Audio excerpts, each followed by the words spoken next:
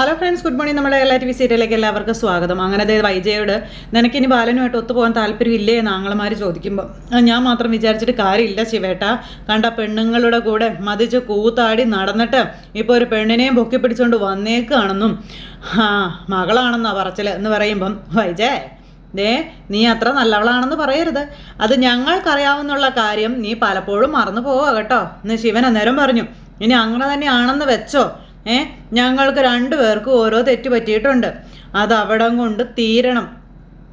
അല്ലാതെ എൻ്റെ മകളാണെന്നോ മകനാണെന്നോ പറഞ്ഞ് ഞാൻ ഒരുത്തനെയും വീട്ടിൽ കയറ്റി താമസിപ്പിച്ചിട്ടില്ല, ഉണ്ടോയെന്ന് ചോദിച്ചു. ബാലചന്ദ്രനാ അത് ചെയ്തതെന്ന് പറയുമ്പം ചേട്ടന്മാരൊന്ന് ചിരിച്ചു. ബാലചന്ദ്രൻ അവളെ പറഞ്ഞയക്കണം, എല്ലാ പ്രശ്നം അതോടെ തീരും എന്ന് പറയുമ്പോൾ അയാൾ പറഞ്ഞയച്ചോളും, പക്ഷേ കുറച്ച് സമയം എടുക്കും എന്ന് രാജീവൻ പറയുക. കല്യാണം കഴിപ്പിച്ചു വിടാനായിരിക്കും അയാൾ ഉദ്ദേശിക്കുന്നത് എന്ന് പറയുമ്പോൾ ഇതൊക്കെ ഒരു തരം പിടിവാശിയല്ലേ രാജീവേട്ടാ? ബാലചന്ദ്രൻ എന്നെക്കാളും വലുതേ അവളാണെന്നൊക്കെ വൈജ ഇങ്ങനെ ഇവരോട് പറയുന്നു. അതെൻ്റെ മുഖത്ത് നോക്കി അയാൾ പറയുകയും ചെയ്തതാ. ഭാര്യ പിണങ്ങി പോകുന്നെങ്കിൽ പോയിക്കോട്ടെ, അവള് മതിയെന്ന്. പിന്നെ ഞാനെന്നാ അയാളുടെ വീട്ടിൽ എച്ചിൽ നാക്കുന്ന പട്ടി വല്ലതുമാണോ? ആ ആട്ടും തുപ്പെല്ലാം സഹിച്ച് അയാളുടെ കാൽച്ചൂടിൽ ചുരുണ്ട് കിടക്കാനായിട്ടെന്നൊക്കെ ചോദിച്ച് ഞാൻ അയാളുടെ അടിമയൊന്നുമല്ല. എനിക്ക് ജോലിയുണ്ട്, എൻ്റേതായ ഇഷ്ടാനിഷ്ടങ്ങളുണ്ട്, സ്വന്തമായിട്ടൊരു വ്യക്തിത്വം ഉണ്ട് എന്നൊക്കെ പറഞ്ഞുകൊണ്ട് ഭയങ്കര ഇത് പറയുന്ന അലീനെ കുറ്റം പറഞ്ഞുകൊണ്ട് അതിൽ കൈകടത്താനേ ആരെയും ഞാൻ അനുവദിക്കത്തില്ല. അമ്മയായാലും ശരി, ആങ്ങളെയായാലും ശരി, ഭർത്താവായാലും ശരി, സമ്മതിക്കത്തില്ല ഞാനെന്നൊക്കെ പറയുമ്പോൾ ആങ്ങളമാർ രണ്ടുപേരും അന്തം വിട്ട് നോക്കിക്കൊണ്ട് ഇങ്ങനെ നിൽക്കുക. സമ്മതിക്കത്തില്ലെന്ന് പറഞ്ഞാൽ സമ്മതിക്കത്തില്ല എന്ന് പറയുമ്പോൾ വെരി ഗുഡ്, നീ എന്തിനും പോകുന്നവൾ തന്നെയാണ്, അത് ഞങ്ങൾക്ക് മനസ്സിലായി. നിന്നെ നോക്കാനേ ഇനി നീ മാത്രം മതി എന്ന് രാജീവൻ അന്നേരം വൈജയോട് പറഞ്ഞു. വൈജ അന്തം വിട്ട് നോക്കുക. നാളെ മുതൽ നിന്റെ കാര്യം അന്വേഷിക്കാൻ ഞങ്ങൾ ആരും വരത്തില്ല എന്നും രാജീവൻ പറഞ്ഞു. പിന്നെ നിന്റെ മക്കളെ രണ്ടുപേരെയും കടപ്പാട്ടൂർ കൊണ്ടുപോയി വിട്ടിട്ടും ഉണ്ടെന്ന് പറഞ്ഞു. ഇത് കേട്ടപ്പോൾ അന്തം വിട്ട് നോക്കുവോ വൈജ. ആര് കൊണ്ട് വിട്ടു? എപ്പോ? അപ്പം ഞാൻ കൊണ്ടുവിട്ടു, ഞാനാണല്ലോ വിളിച്ചുകൊണ്ട് പോയതെന്ന് ശിവൻ പറയുക. ഞങ്ങൾ നാളോ മറ്റന്നാളോ ഇവിടുന്ന് സ്ഥലം വിടും, പിന്നെ നിന്റെ കാര്യത്തിൽ ഇടപെടാനായിട്ട് ഞങ്ങളെ വിളിച്ചേക്കരുതെന്നും ശിവൻ വൈജയോട് പറയുക. അപ്പം നന്നായി ശിവേട്ട, എല്ലാം വളരെ നന്നായി, ഇങ്ങനെ തന്നെ വേണം കേട്ടോ. കയ്യും കാലും ഒടിഞ്ഞ ഹോസ്പിറ്റൽ ബെഡിൽ അടിഞ്ഞങ്ങാൻ വയ്യാതെ കിടക്കുന്ന കൂടപ്പറപ്പിനോട് ഇങ്ങനെ തന്നെ ചെയ്യണം കേട്ടോ എന്നൊക്കെ പറഞ്ഞു. നിനക്ക് എന്തിനാ കയ്യും കാലും വൈജേ?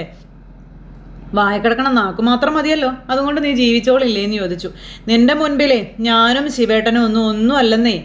നിന്നെക്കൊണ്ട് പറ്റും വൈജേ, എല്ലാം മാനേജ് ചെയ്യാൻ നിന്നെക്കൊണ്ട് ഒറ്റയ്ക്ക് സാധിക്കും. നീ അത് ചെയ്യ്. നിന്റെ വിളിയും പരാതിയും കേട്ട് കിട്ടിയ വിമാനവും പിടിച്ചൊന്ന് ഞങ്ങൾ വെറും വിഡ്ഢികളായല്ലേ എന്ന് രാജീവൻ അന്നേരം വൈജയോട് ചോദിക്കാം. അപ്പോൾ വൈജ ഇങ്ങനെ നോക്കുക ഇവരെ രണ്ടുപേരെയും മാറി മാറി. എന്നാൽ പിന്നെ ഞങ്ങൾ ഇറങ്ങുക കേട്ടോ, ആ ക്യാഷ് റീഫണ്ട് ചെയ്യുന്ന കാര്യം മറന്നു പോയേക്കരുത് കേട്ടോ എന്ന് പെങ്ങളെ ഒന്നുകൂടെ ഓർമ്മപ്പെടുത്തിയിട്ട് ആങ്ങളമാരങ്ങ് പോയി. ഈ ബില്ലും കൈ പിടിച്ചുകൊണ്ട് നമ്മുടെ വൈജത്തമ്പുരാട്ടി ഇങ്ങനെ അവിടെ കിടക്കുക. ഇത് കഴിഞ്ഞ് പിന്നെ ബാലൻ ഇറങ്ങി വരുമ്പോൾ കൃഷ്ണമോൾ അവിടെ ഇരിപ്പുണ്ട്. അപ്പോഴത്തേക്കും അലീന ഇവർക്കുള്ള ചായ ആയിട്ട് അങ്ങ് വന്നു. താങ്ക് യു മോളെ എന്ന് പറയുമ്പോൾ വെൽക്കം ഒക്കെ പറഞ്ഞ് അങ്ങനെ ഇരിക്കുക അവർ, അച്ഛനും മക്കളും കൂടി വളരെ സന്തോഷത്തോടെ. അപ്പോൾ ഇവരുടെ നടുവിൽ നമ്മുടെ അലീന വന്നങ്ങിരുന്നു, അതായത് ബാലൻ്റെയും കൃഷ്ണയുടെയും. അപ്പോൾ ബാലനൊരു പത്രമൊക്കെ എടുത്ത് അലീനയ്ക്ക് വായിക്കാനും കൊടുത്തു. അലീന ഇതിങ്ങനെ നോക്കിക്കൊണ്ട് ഇങ്ങനെ ഇരിക്കുക. എന്നിട്ട് ബാലനെയും കൃഷ്ണയും മാറി മാറി നോക്കുക കേട്ടോ. അച്ഛാ എന്ന് പറഞ്ഞ് വിളിച്ചു. എന്താ? രേവതിക്കുട്ടിയുടെ അടുത്ത് പോയിക്കോട്ടെ ഞാൻ എന്ന് ചോദിക്കുമ്പോൾ ഇപ്പോഴോ? അയ്യോ ഇപ്പോഴല്ലെന്നേ, പിന്നെ എപ്പോഴാന്നേ? അത് പിന്നെ ഈ ആഴ്ച ഏതെങ്കിലും ഒരു ദിവസം ഞാനൊന്ന് പോയിക്കോട്ടെ. അപ്പോൾ എത്ര അത്യാവശ്യമെന്ന് ചോദിക്കുമ്പം അവളെ കണ്ടിട്ട് കുറേ നാളായില്ലേ, പിന്നെ ചിന്നുമോളുടെ അടുത്തും എനിക്കൊന്ന് പോകണമെന്നുണ്ട്. അപ്പം നീ പോയാൽ പിന്നെ ഇവിടെ ആരാ ഉള്ളതെന്ന് ചോദിച്ചപ്പം അത് പിന്നെ കൃഷ്ണമോളില്ലേ ഇവിടെ, ബബിതയും രോഹിത്തും ഒക്കെ ഉണ്ടല്ലോ. എൻ്റെ പൊന്നോ എന്നും പറഞ്ഞുകൊണ്ട് അദ്ദേഹം അന്നേരം ഇങ്ങനെ കൈ കൊണ്ട് ഇങ്ങനെ മലർത്തി കാണിക്കുക. എന്നെ എന്തായാലും ഹോസ്പിറ്റലിൽ ബൈസ്റ്റാൻഡറായിട്ട് നിർത്തത്തില്ല, അല്ലെങ്കിൽ പിന്നെ അങ്ങനെ നിൽക്കണമെന്നും പറഞ്ഞ് പോകാതിരിക്കാമെന്ന് പറഞ്ഞപ്പോൾ പോകാതിരിക്കുമൊന്നും വേണ്ട, പോയിക്കോളാൻ പറഞ്ഞു. എന്നാണ് പോകുന്നത് എന്ന് തലേദിവസം ഒന്ന് പറഞ്ഞാൽ മതി എന്ന് പറയുമ്പോൾ താങ്ക് യു അച്ഛാന്നും പറഞ്ഞ് അലീന ഇങ്ങനെ ഇരിക്കുക കേട്ടോ. അപ്പം നീ ചായ കുടിച്ചോന്ന് ചോദിച്ചു. ഇല്ല, ഇനി ഞാൻ കുടിച്ചോളാം എന്ന് പറഞ്ഞു. ശരി പോയി കുടിക്കാൻ പറഞ്ഞു. അങ്ങനെ ബാലൻ അലീനയെ പറഞ്ഞു വിട്ടു.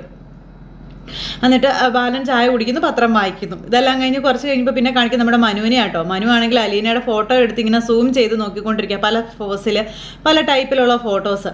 എന്നിട്ട് ഫോൺ എടുത്ത് അലീനയുടെ നമ്പറിലേക്ക് വിളിച്ചു. അപ്പോൾ കോൾ കണ്ടു കഴിഞ്ഞപ്പോൾ അലീന വന്നു കോൾ എടുത്തു. മനുവേട്ടനാണല്ലോ എന്ന് പറഞ്ഞ് വന്നു കോളും അറ്റൻഡ് ചെയ്യുവാണ്. ഹലോ എന്നെ മനുവേട്ടാന്ന് ചോദിച്ചു. അപ്പോൾ അലീന എന്ന് പറഞ്ഞ് വിളിക്കുമ്പം എന്തോ അതെ അവിടെ എന്ത് ചെയ്യാണെന്ന് ചോദിച്ചു. ഇവിടെ ഞാനിപ്പോൾ ഫോൺ ചെയ്യാണെന്ന് പറഞ്ഞു. ഓ എൻ്റെ പൊന്നെ ഒന്ന് പോടി, അതിന് മുൻപ് എന്ത് ചെയ്യായിരുന്നെന്നാണ് ഞാൻ ചോദിച്ചേ. അതോ എൻ്റെ പതിവ് ജോലി, അടുക്കള ജോലി അതൊക്കെ ചെയ്യായിരുന്നു എന്ന് പറയുമ്പോൾ അതിൽ നിന്ന് ഇതുവരെ മോചനമൊന്നും കിട്ടിയില്ല അല്ലേ? ഇത്രയും സമൂഹ വികാസങ്ങളൊക്കെ ഉണ്ടായിട്ടും. അപ്പം ഇടയ്ക്കിടയ്ക്ക് മോചനമൊക്കെ എനിക്ക് കിട്ടുന്നുണ്ട്. അങ്ങനെ മോചനം കിട്ടുമ്പോൾ ഓടിപ്പോയി കുളിക്കും. അപ്പോൾ ഡൈനിങ് ടേബിളിൽ പോയിരുന്ന് ഞാൻ ഫുഡ് കഴിക്കും.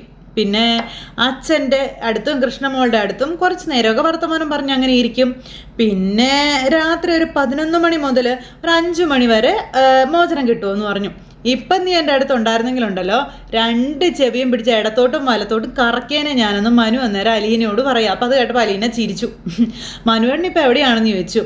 അപ്പം ഞാൻ കൈതക്കൽ മാളിക വീട്ടിലുണ്ട്, എൻ്റെ സ്വന്തം ബെഡ്റൂമിലാണെന്ന് പറയുമ്പോൾ ജോലിക്കൊന്നും പോണില്ലേന്ന് ചോദിച്ചു. ഒക്കെ നിർത്തിയോ? അങ്ങനെ നിർത്താൻ പറ്റുമോ? എന്നെ പറയാനാ നീ. ഞാൻ ബാംഗ്ലൂരിലെ മാനം മര്യാദയ്ക്ക് ജോലി ചെയ്തുകൊണ്ടിരുന്ന ഒരാളാ. പിന്നെ 2 മാസം കൂടുമ്പോഴായിരുന്നു വീട്ടിൽ വന്നുകൊണ്ടിരുന്നത്. ഒരു പ്രശ്നവും ഇല്ലാതെ പോയിക്കൊണ്ടിരിക്കുകയായിരുന്നു. ഇപ്പം എന്നിട്ട് എന്താ പറ്റിയേ? എന്താ പുതിയ പ്രശ്നം? ഇനി ഇതിൽ കൂടുതൽ എന്നാ പറ്റാനാ? മുത്തശ്ശൻ്റെ കൂടെ കഴക്കൂട്ടത്ത് പോയി ഒരു പെങ്കൊച്ചിനെ കണ്ടതിന് ശേഷം എൻ്റെ ജീവിതം തന്നെ മാറി മറിഞ്ഞെന്നേ.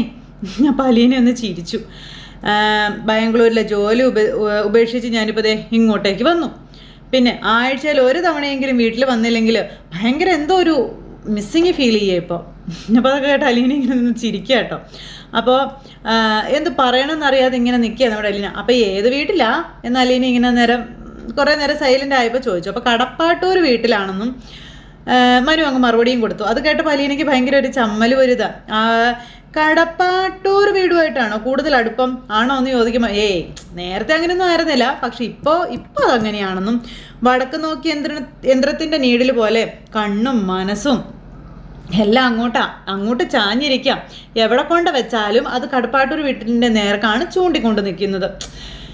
എന്നാ കാര്യം? അപ്പോൾ എന്താ കാര്യമെന്ന് അലീന നേരം ചോദിച്ചു. അത് പിന്നെ ഈ ഭൂമിയുടെ അച്ചുതണ്ടേ അവിടെയാണ് ഫിറ്റ് ചെയ്ത് വെച്ചിരിക്കുന്നത്. അപ്പോൾ അതിന് ചുറ്റിനുമാണ് ഭൂമി കറങ്ങുന്നതേ. അപ്പോൾ ഇതൊക്കെ കേട്ടപ്പോൾ അലീനയ്ക്ക് ഭയങ്കര ഒരു ചിരിയും നാണോ ഒക്കെ വന്ന് അലീന ഇങ്ങനെ നിൽക്കുക. പിന്നെ റോഹിയും ബബിതയൊക്കെ നിൻ്റെ അടുത്ത് ഇപ്പം എങ്ങനെയാണെന്ന് ചോദിച്ചു. ദേഷ്യമാണ്, മാറുമായിരിക്കും.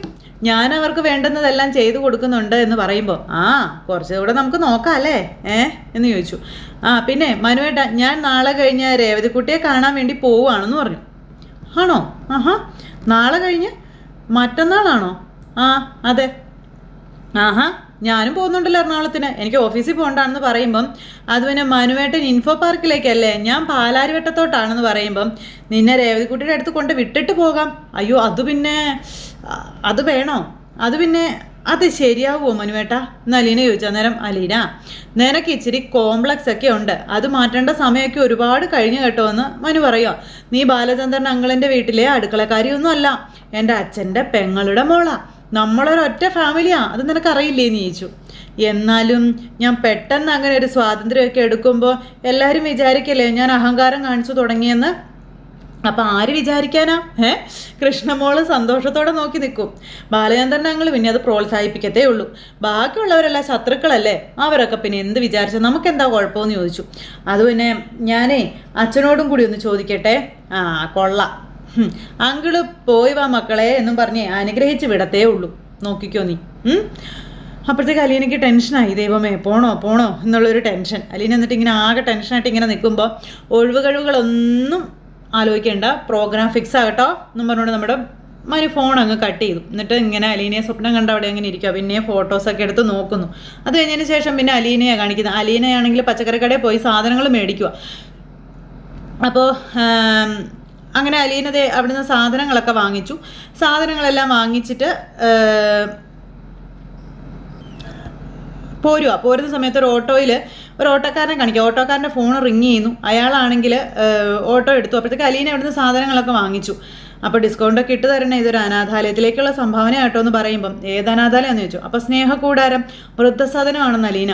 അവിടത്തേക്കാണോ എന്ന് ചോദിച്ചു. അതെന്നും പറഞ്ഞു. അത് കഴിഞ്ഞ് നമ്മുടെ അലീന സാധനങ്ങളൊക്കെ വാങ്ങിച്ച് നീങ്ങി നിൽക്കുമ്പോഴേക്കും ഒരു ഓട്ടോ അലീനയുടെ മുന്നിൽ വന്നു. അപ്പോൾ ഓട്ടോക്കാരൻ അലീനയുടെ മുന്നിലേക്ക് വന്ന് ഇറങ്ങുന്നു. അപ്പോൾ അങ്ങനെ ആ ഓട്ടോക്കാരൻ വന്നു കേട്ടോ. അപ്പോൾ ചേട്ടാ എവിടേക്ക് ഓട്ടോ എന്ന് ചോദിച്ചു.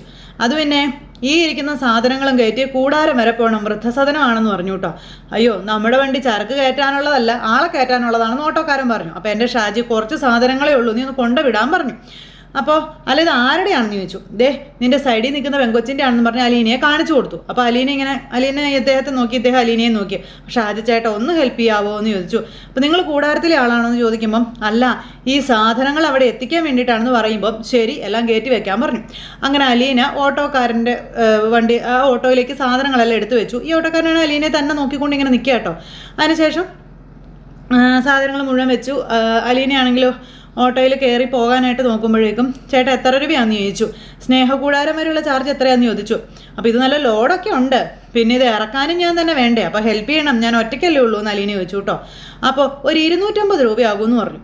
അയ്യോ, പെട്രോളിൻ്റെ വില കേൾക്കുമ്പോഴേ ഞങ്ങളും അയ്യോ എന്ന് വിളിക്കാറുണ്ടെന്നാ ചേട്ടൻ പറയാം അലീനയോട്. എന്നാൽ 250 രൂപ ഇത് ഫുൾ ലോഡാ കൊച്ചേ, പിന്നെ ലോഡിങ് അൺലോഡിങ് അതൊക്കെ വേറെ, അപ്പോൾ കുറയ്ക്കത്തില്ലേ എന്ന് അലീന ചോദിച്ചു. 250-ൽ നിന്നൊരു 10 രൂപ പോലും കുറയ്ക്കത്തില്ല, വേണ്ടെങ്കിൽ ഇറക്കി വെച്ചോളാൻ പറഞ്ഞു. കയറ്റി പോയില്ലേ, പോയേക്കാം എന്ന് അലീന പറയുകയും ചെയ്തു. ഓട്ടോയിൽ കയറി പോവുകയും ചെയ്തു.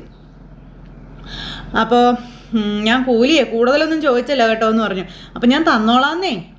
ശരി എന്നും പറഞ്ഞിട്ട് അയാൾ അലീനയും കൊണ്ട് സ്നേഹകൂടാരത്തിലേക്ക് പോവുക.